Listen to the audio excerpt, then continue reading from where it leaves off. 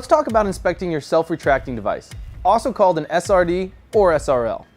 First of all, inspect the external housing or cover for any cracks or damage. The housing is not removable and will require special tools to open. Do not open the unit unless you have been authorized and trained by the manufacturer.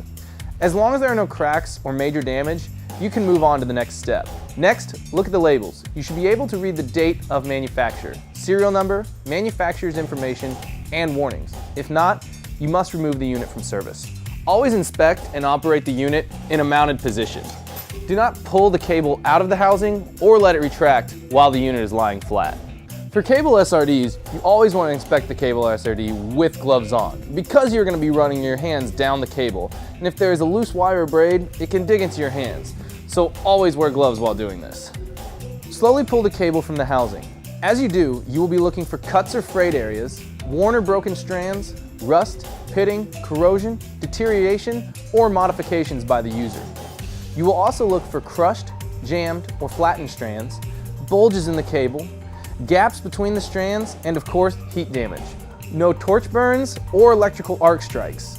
You also have to make sure there are no kinks, bird caging, core protrusion, or frozen wire rope. If you see any of these defects, the unit must be removed from service. On web SRDs, you'll look for holes, tears, abrasions, discoloration, or fraying of the webbing. Make sure to look at both sides and pull on the webbing to visually confirm that there are no holes or tears. If there are, you must remove from service. If there are abrasions, discoloration, or fraying that affects more than 10% of the webbing, remove from service as well. Next, bend the webbing to make an inverted U so you can get a better view of the surface and see if there are any shiny spots or broken fibers throughout. Take off your gloves and rub your hands across it to see if you can feel any hard spots, which could be evidence of heat stress. Look at the stitching. Make sure there is no loose stitching. Also, make sure that it has a wear pad. The wear pad's there. If not, you must remove from service. Now check the carabiner. Make sure there is no cracks or bends in the metal. Check for discoloration, which could mean that it has been exposed to chemicals. Make sure the lock is functioning properly. Does it keep the carabiner closed? Does it twist and unlock smoothly and spring back into locking position on its own? Then open up the carabiner and let it go. It must close freely by itself. Do this a few times to make sure it doesn't get caught. Now that your lifeline is past structural inspection, you'll want to do a retraction and tension test to ensure the lifeline is retracting smoothly into and out of the housing. Pull out 50% of the lifeline. Maintain a light tension on the lifeline. Let it retract back into the housing. It should retract smoothly.